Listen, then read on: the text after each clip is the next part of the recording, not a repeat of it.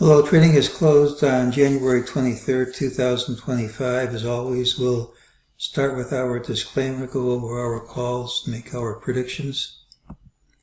Please stop the video and read my disclaimer. Please stop the video and read this. Look today for the pattern with the early high. Tomorrow should also have the early high. What's important isn't the shape of the day, which normally is a negative day, but the times all work for the early high, and the midday rally is part of the usual timing. We said this was a negative pattern, and if maintained at the open, we should see lower prices regardless of how we close, so we got that. We said some more, which we'll get into too. This is just what we said. We said I didn't have any higher targets, but that was the sell signal, and that yesterday's high was a candidate. It was one possible place for the rally to end. We'll see how today's rally affects that in just a minute. We got an ultimate sell signal in the morning. That hasn't been satisfied yet. Gives us a target of 6,077.34. There's no time limit on this, but usually you get it within a few days. We got a buy signal in the afternoon. The minimum target is printed immediately, but this drop is called false. You can't have a sustainable move, and there's a buy signal active, and of course we don't have to stop at the minimum, and we didn't.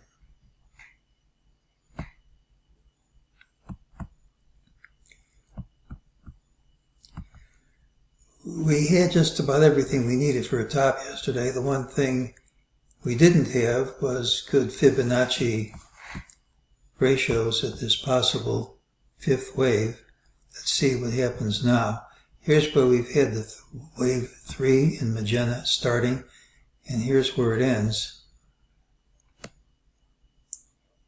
And that's 38.6%. Correction, 38.2%. 38.2% here. So there is a Fibonacci relationship. That doesn't mean we have to stop here, but at least if we do stop here, you can explain it. There's also a trend line here, which we hit in a straight line. When you hit a trend line in a straight line, either you gap over or the line wins, meaning breaks won't count. So if we stop here, which hasn't happened yet, if we stop here, you can explain it. So it's one of the places this rally could stop. Don't forget, we said yesterday the current wave may not be done. Obviously it wasn't. And it doesn't have to be done here. If we just gap up, nothing stops us from going higher. But if this last move up is rejected, this is a candidate for a high. Well, usually when the first bar of the day is the low, last part of the day is the high, that's a positive sign. It should follow through. It's negative if we gap down tomorrow. So what are the chances of that happening? Well, that's a wall into the close. Before the last 15 minutes, despite rallying all day long, this blue line shows we were under all these prior highs. Then when the big money leaves the table, you get this rally. Now, when you rally to a new all-time high, the wall into the close thing only works about half the time. So half the time, that's going to be rejected ideally by gapping under this low, which you won't know till the open. And half the time, you're going to keep going higher. We also have what's called a Hobson close, where you closed at the exact high of the day. 2 cents difference doesn't mean anything. A Hobson close is another sign of a buying panic rather than serious money. It's less reliable again at new all-time highs. If this is panic, if this is a panic, we're going to gap down smartly tomorrow, ideally under this low. If that happens, there's a good chance this target's going to print. As far as whether we'll ever see the ultimate target, I get about 150 ultimate targets a year. The last one that never printed was in 2020. I had one that didn't print in 2016. And before that, you have to go back to 2013 to find one that didn't print. The odds are overwhelming that ultimately we'll see that number.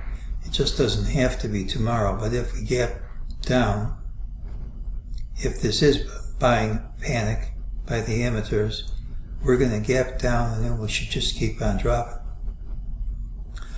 But again, that doesn't have to happen. If we gap up, taking out this trend line, this high, there's no reason we have to stop. And there's still have these question marks. We can't be certain that's the right count. This, even though the fibs all work, there still could be a third wave of multiple degree.